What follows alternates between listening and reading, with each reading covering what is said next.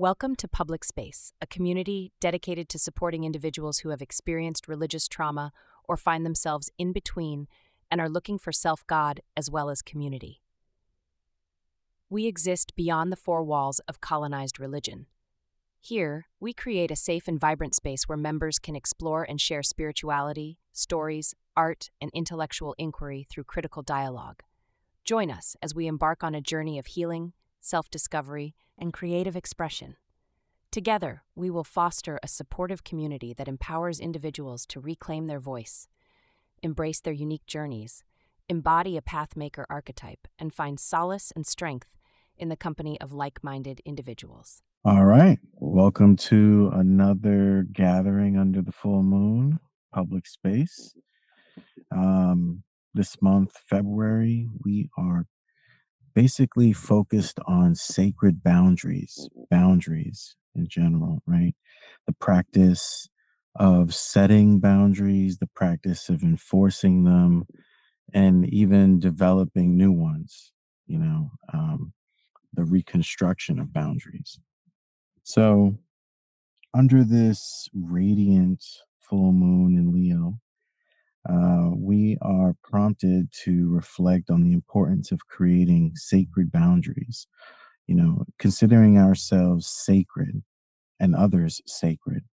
These boundaries complement that sacredness found, among us. And so we have to look at it that way. Like when we look at a stranger or a loved one, we have to honor them just as much as we would honor ourselves. And if we start to find that there's some sort of inadequate, balancing or ratio, then we have to tend to that and try to balance that out as best as possible. Right. Um, so, yeah, today is really just about sharing stories, memories of times when you've experienced boundaries along your walk, along your spiritual journey. How has that looked for you? Has it been something that you just never really can figure out for yourself? Or is this something that you're really good at and people think you're an asshole for it? um, so, also to add before we get into it, the, the full moon in Leo also is a time when emotions can be heightened. There's a focus on individuality and personal power. People often feel more confident and willing to express themselves creatively or even romantically, right? February is known to be more of a romantic month with Valentine's Day and whatnot. It's a great opportunity for self discovery through the practice of boundaries and embracing our inner light, acknowledging how great we are, the accomplishments we have, and how far we've come and what we've endured. This is a time to, not really be hitting the trail hard, but taking a little picnic on the side, take a breather and take a inventory of what you got in your theopoetic bag. You know what I mean? Um, some of us carry heavier, unnecessary equipment, um, and that could look like anger. Um, that could look like confusion, jealousy. We're just naming like these dense things, these things that are heavy, and we definitely feel it when we're carrying it in our backpack, so to speak. This kind of play on analogy to the path maker, right? So we'll start with a memory or an experience we've had with boundaries, and then you could jump in. Um, so we wanted to share with the community and everyone that early on as a young man, we didn't comprehend boundaries. We interpreted love as something that has very minimal, you know, uh, challenges or obstructions, and that's to include boundaries, right? And so, as a young man with a sort of childlike perspective, we saw boundaries as like something that was just unnecessary, you know.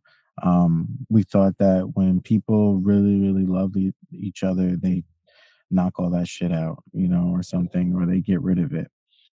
And with that kind of train of thought, we experience a lot of suffering, a lot of pain, because it turns out that it doesn't work that way. And we learn through a painful trial and error in relationships that it wasn't necessarily the people, it was me. But these aspects of myself that we didn't really work on or acknowledge um, tend to be something that came up in other people, you know? And it's like the best way I guess we can explain it is um, if we're radiating, let's say, like a red light, right? It's going to attract other red light. If you're radiating a blue light, it's going to attract blue light, right? And it was just one of those things where, in my own personal immaturity and ignorance, we were emulating a specific sort of pattern or frequency or shade of light that drew in people that had or corresponded with that as well, right? And we had this unrealistic expectation that people would be attracted only to my good qualities. And we never even paid attention that people were being drawn to our toxic qualities or our immature qualities, shadow qualities, even. Um, and we found that very interesting, like how often do we sit down to really think about it like that in terms of these boundaries, like how to set boundaries, when should you set it, why are you setting it? A great deal of thought and critical thinking goes into setting boundaries. And it's interesting because, like any artist, when we create something, the interpretation of it is always going to be, something completely different from what we intended it to be. You know, like you could paint a flower and your intention was to, I guess, invoke some sort of feeling of joy, happiness, maybe spring or something, right? And then somebody comes along and sees your painting of a flower and says, "Oh, this means this and this, and this is it makes me feel like this." And then you're just like, "Wow, where's this coming from?" Like this is just a reinforcement to we all have our own perspectives, and people will always have their own opinion or perspective of things. And how far or how much do we allow to affect our choice making? Is for me the spiritual, meta spiritual question. Doesn't really matter your practice at this point. What we're talking about is something that we all practice differently in our own ways, but is one of those core things, setting boundaries. Don't call me between this time and this time. I'm asleep. That's a boundary, right? Or, you know, um, I don't know. I could go through a list of them, but but my point is like no matter where you are in your meta spiritual journey or your development, boundaries are necessary, you know, and we have to learn the art of manipulating, redeveloping, and creating boundaries, that protect us as well as protect others. When we start making boundaries that kind of only protect one aspect or one person in the equation, it becomes selfish, right? Like boundaries are established in an attempt to try to communicate that other patterns weren't working. You know what I mean? And when people find themselves conflicted or even angry at people's new or redefined boundaries, they really are not in the moment thinking, well, why did this person change their boundary? Is this development? Is this, something else? Like, but it just immediately becomes like this personal thing. Like, you're hurting me and I don't like your boundaries. And it's now you're being, viewed as sort of an asshole, or, you're being cold or distant, but people are ignoring the boundaries, you know? Like if you set a boundary for someone to communicate with you a certain kind of way at a certain kind of time, that in the professional business world, that's great. That's discipline. But in terms of among people that don't understand boundaries, they typically tend to have, on any scale of the spectrum, narcissistic traits. They're traumatized by something that causes them to want to just focus on themselves. And so anything in their environment triggers them to believe they are a victim, that they are being attacked and everyone's against them. And, so like this can grow or this can sustain itself at a certain size, but like any cancer, it doesn't belong in us like that. You know what I mean? Like there's no room for that in a healthy way of living. Um, but yeah, what were your thoughts?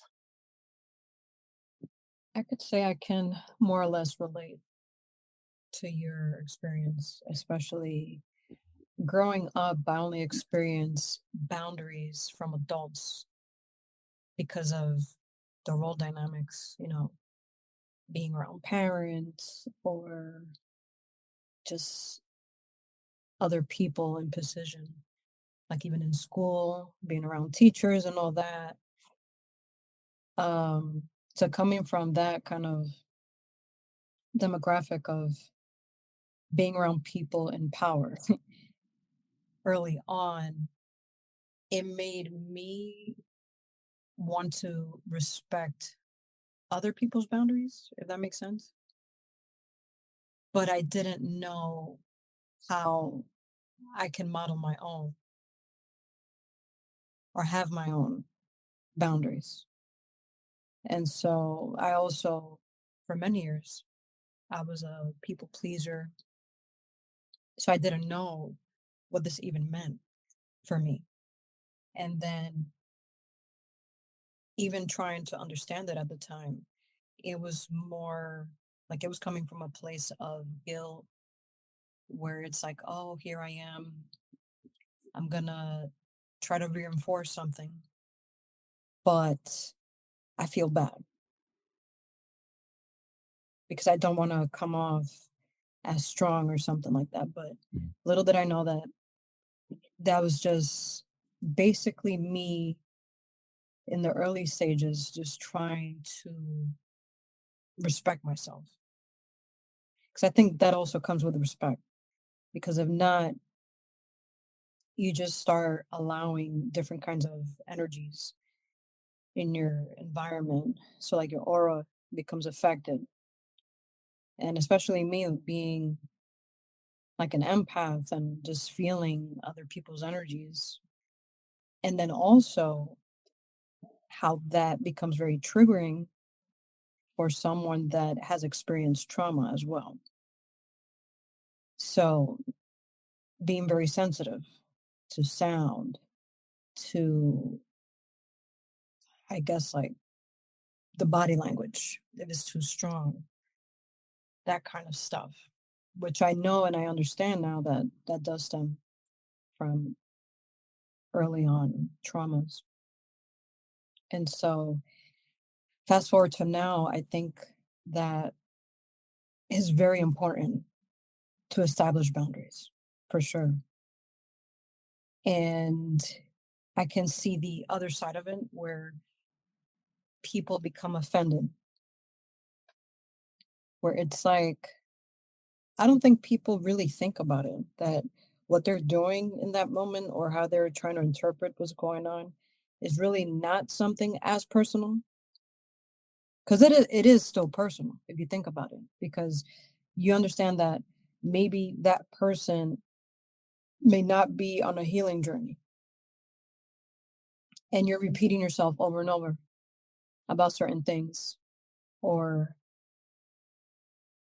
like, for example, someone that may deal with a lot of anger, and just trying to speak to them to kind of like, hey, like, you can try this, like, um and they're not able to want to practice those things, like, it kind of then it's like you have to look at yourself at that moment, and it's like, you know what, if that's what they're choosing to do, this is not on me.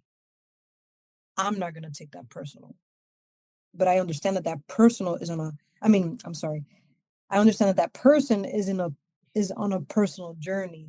They just don't know it yet. So that's like the difference between like me having interactions with people like back then. I never knew that. And so years of, just trying to learn about myself, reading through things, researching here and there, that trying to plug that into my life. It's not the best, but it's still a practice that I'm trying to like harness. Not perfect it, but really become comfortable with it. So it doesn't feel like it's alien to me. So boundaries are very important, especially sacred boundaries, 'cause that's part of you. It's how you're able to kind of live in the world without trying to be affected by what's happening. So you have to have like this invisible sort of boundary around you. Yeah. Yeah. And the way you frame that, we love that because that takes us to another perspective or dimension of looking at boundaries as thoughts, ideas. What are you thinking about during times of chaos and confusion? Right now we're in 2025, February 1st. You know who's in office and commander in chief, and understand that their administration is focused on certain beliefs and ideas um, that they then want to project onto the people. And so, how do you protect yourself from these things, causing doubt? How do you guard yourself? And honestly, it's no perfect way, right? And we keep alluding to this. There's no absolute anything. And once you get a little past that, you start to see, okay, so as long as I try my hardest, that should be good enough, you know? Like, and so trying your hardest every day to focus on things that build you, that nurture you, that feed you, your spirit, your body, your mind. Um, and of course, like this comes into like the concept of, taking care of oneself, like how do we take care of ourselves when we live in a society that is plugged into the internet and media and cell phones and everything digital is connected, and how do you really navigate that world without becoming of that world, you know? And it's really interesting because for me, it's not that, well, yeah, we're a stubborn person. That's obvious. That's no secret. Anyone that knows me knows we're very stubborn. But that stubbornness is also a gift because that stubbornness pushes me to then question everything. Like you're coming to me with something I, never heard of. I'm not just going to accept it. I'm like, let me think about it. Let me look into it for myself. And then if, we agree with it, then we'll be like, yeah, we see what you're saying. We agree. But we're not just one to say, okay, let's just go with it. There's a lot of people that just go with the flow, so to speak, but like to this absolute capacity through like a literal lens. And it's like, that's not helpful. Going with the flow, like a wu wei approach, is not intended to be interpreted in a literal way. It's intended to be interpreted in a spiritual, philosophical way, meaning this thing can take any shape, any analogy, necessary. But when we look at this and say, oh, I'm literally going with the flow, like if they put something out, I'm going with it. They're telling us to take vaccines. I'm just going to take the vaccine, like I'm not going to look into it. I'm just going to, I don't know what's in it. I just take it because they're telling me to take it. Like that is where we're talking about it becomes problematic. You know what I mean? Like we have to think for ourselves and make our own choices. If you choose in that kind of example of the vaccine taking, if you choose to take it, at least choose to take it, but know what you're taking. Right? Like that right there is most important. That way later in the future you can't sit there and say, but I didn't know. Like, so then was that really your choice? Like it does feel more like the more we know about something that helps us make a better choice for ourselves, more information, the better. We can make a better choice for ourselves and, prosper. But if we're making choices because somebody from left field that we don't even know, immediately we just trust them and say, we're going to do whatever they're going to tell us. It's like, this kind of behavior opens us up for psychological, biological warfare, when you think about it, even spiritual warfare, you know? So for me, I feel like we would always encourage anyone to have a sense of um, ownership. Like you present new information to me, I'm gonna look into it myself. Like come to my own conclusion. Like I've been around a lot of salespeople, and that's the one thing I just don't like. I think I've been traumatized by that stuff. Like when we were younger, we tried to sell like Cutco knives and stuff like that. Cutco knives are awesome, but when we didn't think about it, but it's like, think about you're trying to sell these damn exclusive niche knives, kitchen knives to people and justify the price. These things weren't cheap. And it's like, in my mind, I'm like, I just cannot do this to people. I'm like, this is fucked up, like, and this was down in Florida. So like all these people are retirees on fixed income. I'm thinking about that. I feel so fucking bad. And then I'm like, but I got to get some sort of check. This is a job I got to do.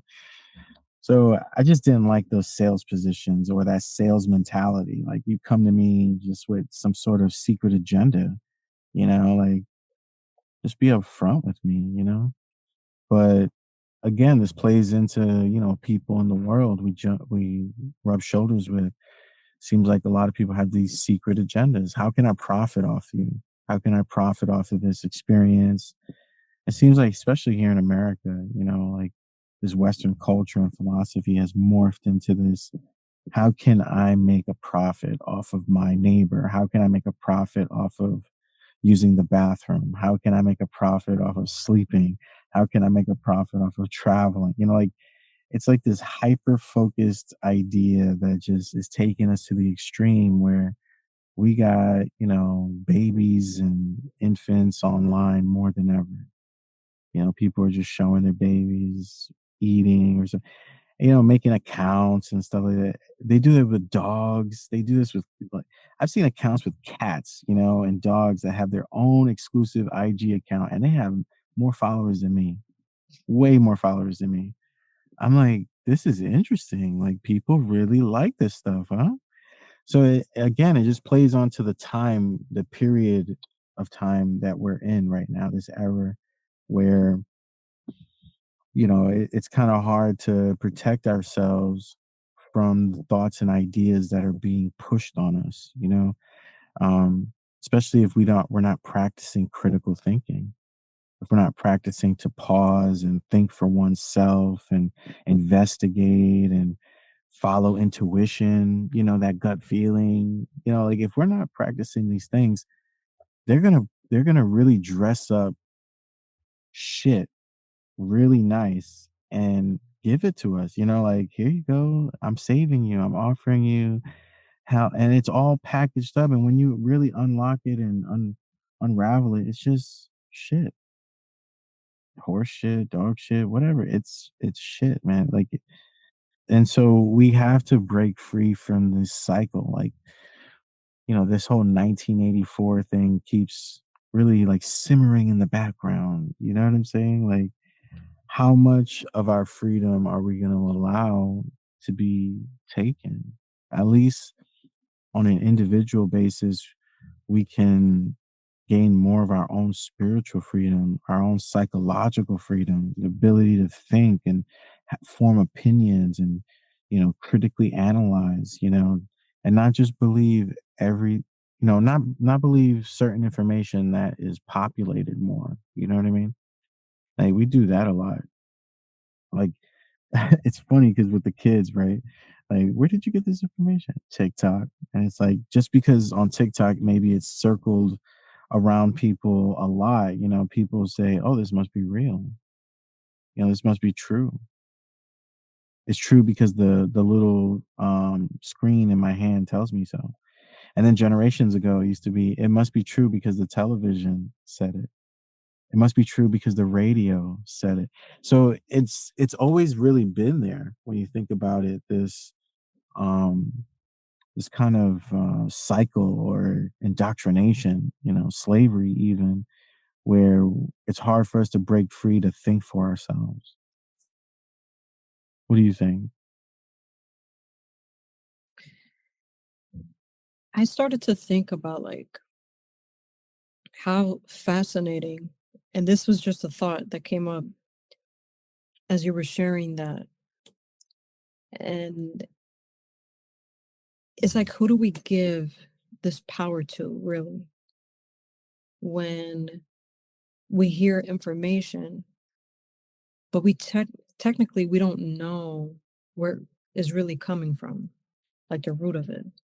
Like it's just so fascinating and interesting because it then like everything does become political then. Because then it's like people pick and choose when they want to say something might be true or not, if they're willing to listen or not. But in times like today, especially with social media and things like that, it's like people immediately give their attention and they believe these things like instantly. Whereas like others or like ourselves, like we want some kind of information, like some background information, sort of to kind of fact check the information that you're receiving. So it's so fascinating because it's like you don't really know who owns these things. Or like kids, right?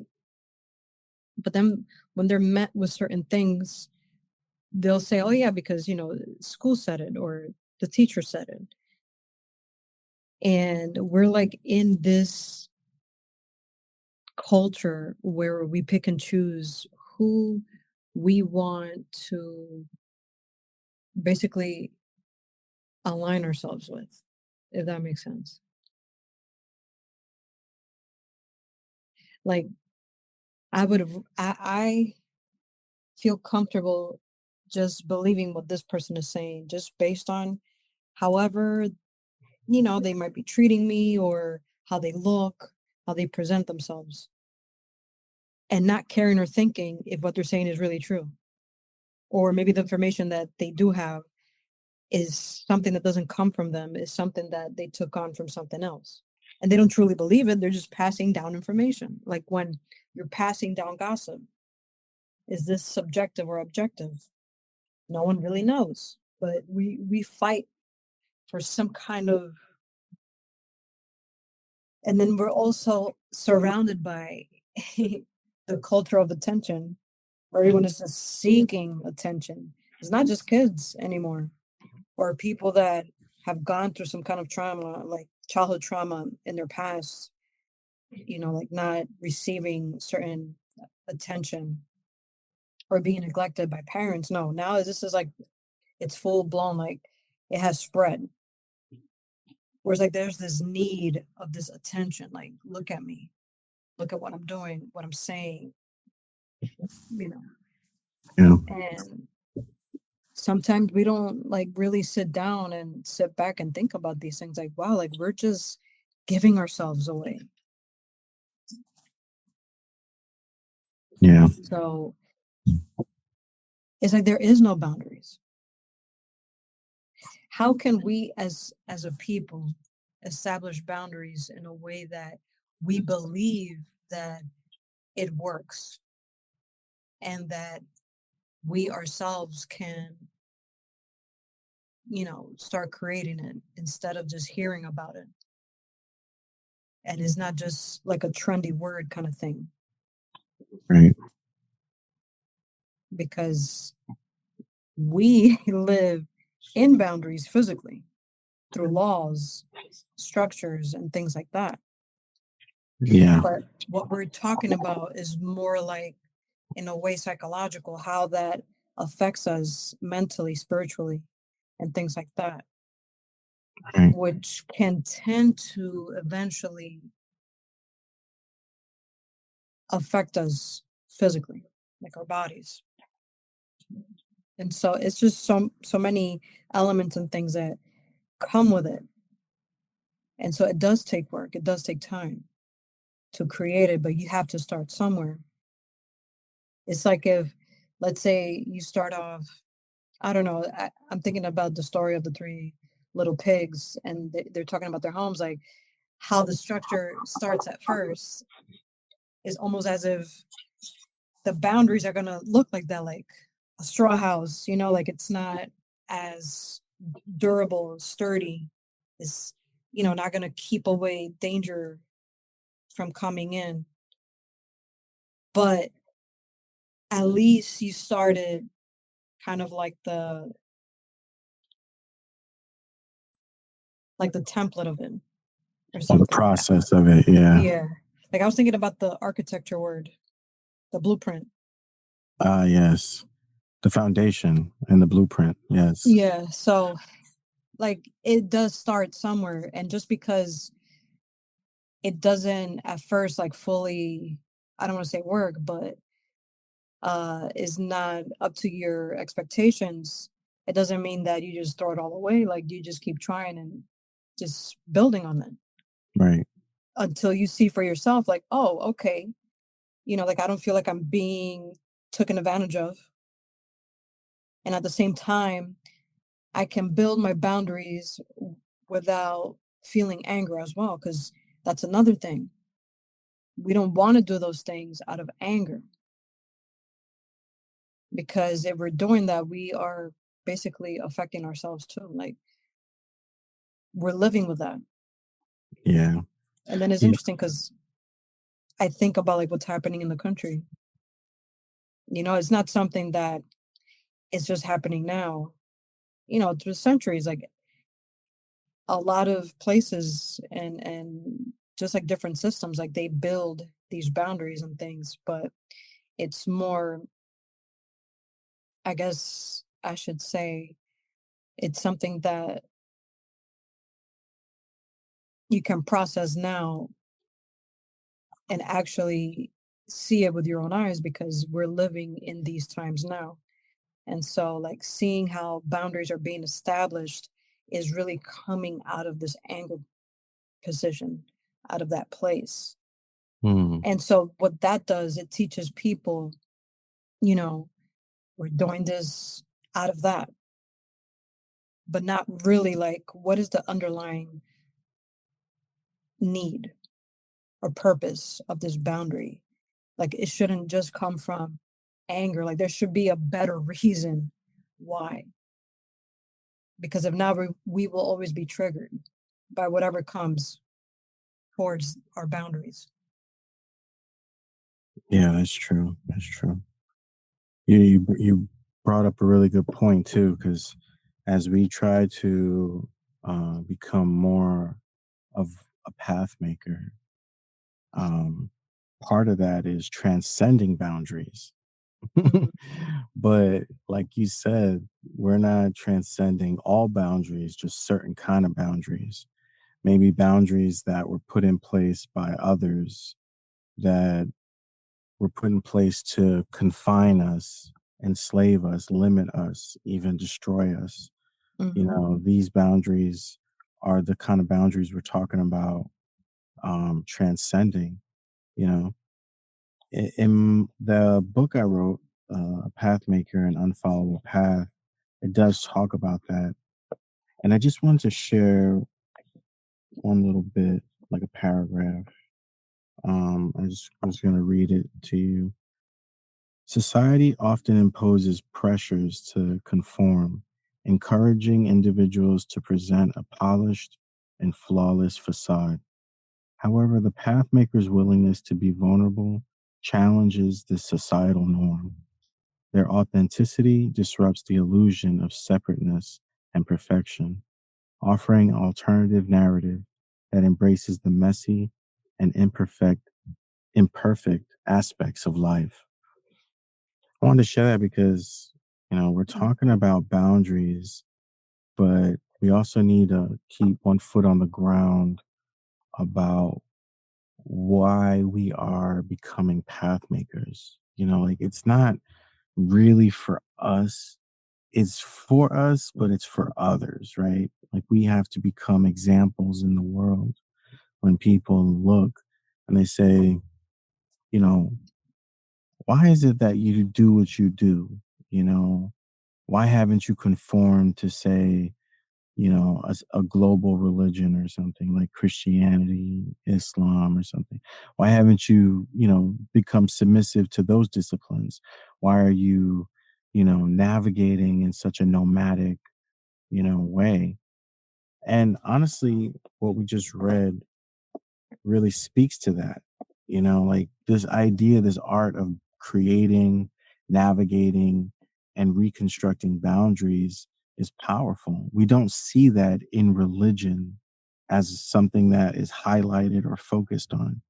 You know, it's really interesting that when we step beyond the four walls, we start to see that this is something that we should be working on. It takes priority, you know, establishing boundaries for oneself, then establishing boundaries that consider other people, and then it just like keeps growing. You know, like there's steps to this thing. You know, there's growth parts. You know, this continuous process of mastering boundaries. You know, um, and it's so interesting along the trail. You know, you meet people in the world and they are good at setting boundaries. And it's such a feeling of relief that when you communicate or rub shoulders with someone who respects boundaries, you know, it's like, ah, yes, you know, like because we're so used to encountering people that are not aware or even consider practicing setting boundaries. So they take it offensively, you know, they take it personal. So it's so interesting that when that's most of our experience, it's a breath of fresh air to experience others who are, you know, maybe a little bit more mature than the average person and finds the value in setting boundaries, you know, that you don't really have to do special things or specific things to kind of trigger this person to say, all right, let me let you go. It's good to say, you know what? I don't want to keep you because your time is valuable, but it was great catching up with you.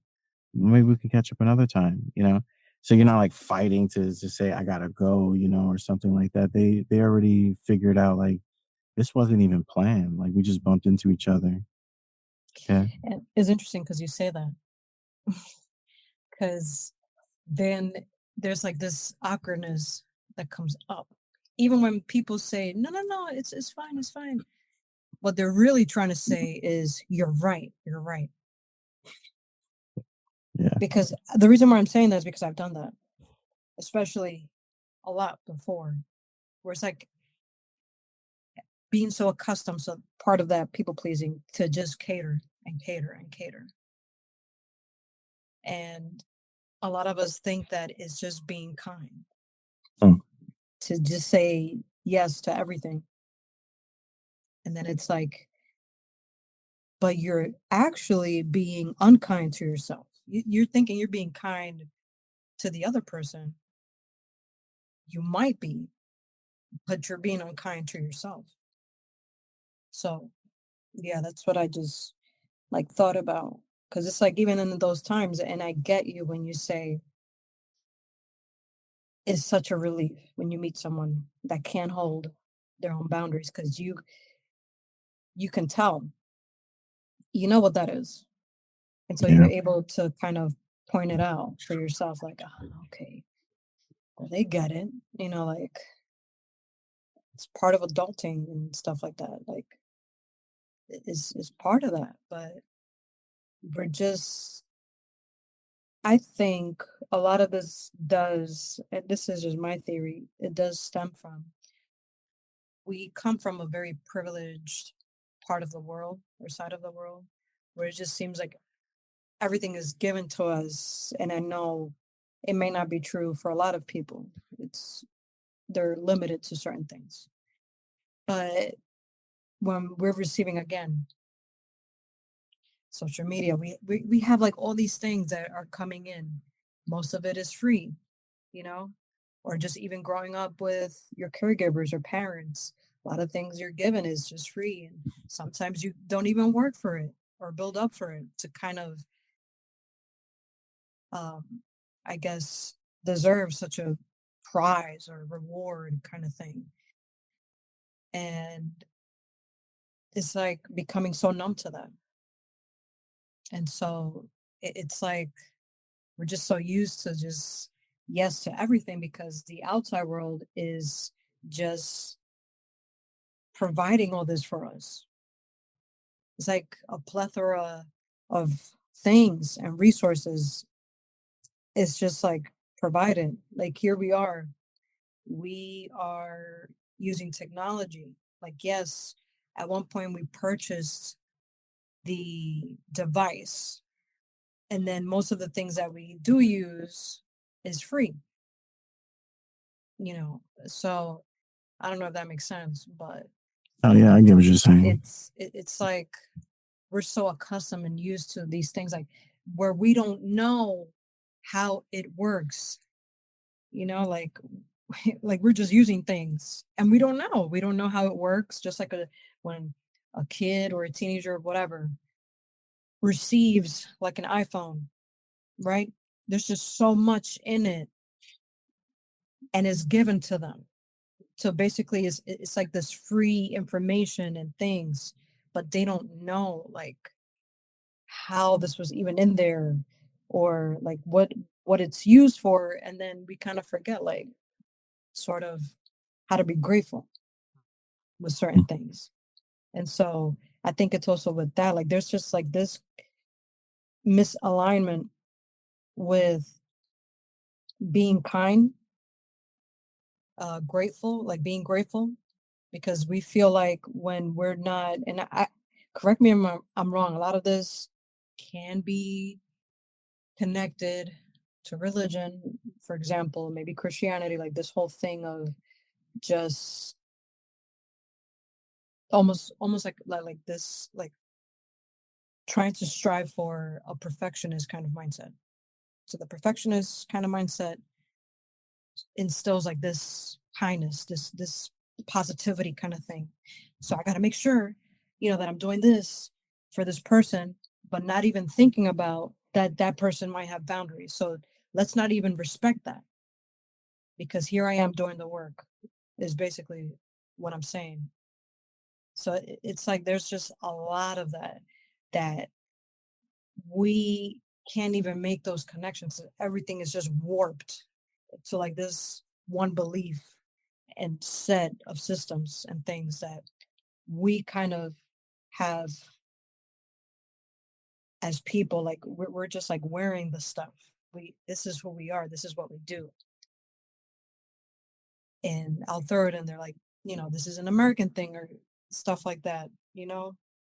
So if you're not doing something that's according to your belief or the subsets of that, and so it comes off as, well, then that person is wrong because they don't believe that what I'm doing is right, is correct, basically. So if I'm telling you, or let's say you're on the phone with me and you're telling me like, yeah, I understand, you got a busy schedule. We'll talk another time. And I come in, no, no, no, no, no, no, and all this stuff. Like I'm here trying to extend this kindness thing. It's like I'm not understanding like there are boundaries there. It's not just I'm trying to do a good thing. In your mind, you're thinking, I'm doing something kind for humanity, if that makes sense. Then it's like you're really not. Like just stop. Yeah. Um, Yes. You brought up a good point. And I guess we could wrap up here, but codependency is what we were thinking of when you were talking. And when we become codependent on the structures of belief and thought, we become codependent on the boundaries that have been drawn out for us. We had no um, say in those boundaries. They were just presented to us as this is how it's going to be. You know, you brought up religion, so we couldn't help but also see the correlation of, doctrine being boundaries that state what is and what is not. And so, for you to be a firm or good believer or practitioner of that particular faith or doctrine of belief, you have to then fall within those boundaries that they have already drawn out for you. Like we see this a lot in the Catholic Church in their rituals. There's certain sins that can be forgiven by the priest, but yet there's certain sins that are not forgivable. Like these are boundaries, right? We see this even in the Protestant sects of Christianity here in America, where, a lot of them are on the fence about whether God is okay with queer or homosexuality. So like that's a boundary in itself. Someone drew that boundary and then gave it to the people and said, based on this boundary, God doesn't like this and God likes this. So act accordingly. So when we're thinking about these boundaries, we have to be very careful that we are not codependent upon boundaries as much as possible, that we can stand on our own 2 feet and think for ourselves and be able to spot and observe um, injustices. I'm not going to sit here and say imperfections because again, we're not chasing perfection, we're chasing injustices. Like fairness has nothing to do with perfection. That was something else that I wanted to like make clear, to anyone listening. um Fairness is not about perfection. Fairness is about uh the idea and understanding of energy, right? Karmic debt or karma, right? This understanding of how energy moves through space and time. It has its own rhythm, has its own pace, its own timing, but essentially what we put out returns back to us. You know, um, when I was younger in the ghetto, amongst people's slang, you would hear, what goes around comes around. You know, this was, more or less saying the same thing. Like what you put out is what comes back. That's what karma's about. So if you have put out wrongdoings, there's no way you can realistically expect good abundance, blessings to come back to you, right? That's like saying, I'm going to put out a negative charge, but I want a positive charge to return. Does that make sense? The way karma works, you put out a negative charge is what you will get, in return. Um, and so, with that said, when we're establishing boundaries, again, we are not establishing boundaries based on our ego, based on trying to hurt someone or trying to be petty. Now, these are all being perceived by people that don't understand boundaries. So when they see others that have boundaries put in place, they say, oh, this person's doing this just to hurt me. Well, that's what a hurt person would think, right? But if you have someone else that is on a healing journey and they recognize your boundaries and say, oh, those boundaries are not obviously there to hurt me. They're there to protect that person and set up a healthy way in which we can have access to them. Does Mhm. that make does that make sense? So like for me, my journey of understanding boundaries has been about understanding how do you have access to people and things, and if that access is violent or traumatic, you know. Some people believe they could just burst into your room and shit. It's like, do what I want, It's like, yo, the door is there for a reason. That's a boundary, a physical boundary. Like, knock, and then I will acknowledge and let you in or something. But people that just burst in the room, like you really think you could just go anywhere you want. Like this concept of, thinking and processing information is not helpful. It does come off selfish and not inclusive, it comes off narcissistic. Like you only are concerned with your access and your well-being, and you're not even thinking about others. And then when it happens to them, they complain, like, injustice, how could you do that? Like, and it's just like, wow, like, so, we just got to pay attention to things like that and keep an eye out on things like that, um, as developing path makers, you know. Um, for anyone that's interested, the book we were reading, A Path Maker, Unfollowable Path, we wrote and published in 2024. Um, it's on Amazon. So if you want to read it, you can purchase it there. It's a good read. We're gonna start trying to read from it a little bit over the coming meetings, just to get people a taste of what we put together. If we're all on this similar journey of being like a path maker or embodying the archetype of a path maker, beyond the four walls of colonized religion, then this book would be very helpful. You know, um, we love books. We love to read, and we just didn't see another book like this one. So that's why we just wrote it, and like, let's put it out there. So people have this perspective that can help them. Um. So yeah, with that said, this is February. If you practice it, happy Valentine's Day. But definitely embrace the Leo moon and love wholeheartedly. Set your heart ablaze. Love those who love you. Um, we hope that you are able to see, those who are not loving you equally back, so that you can create boundaries and realign your energy so that you can become better. That is what we wish for you this month.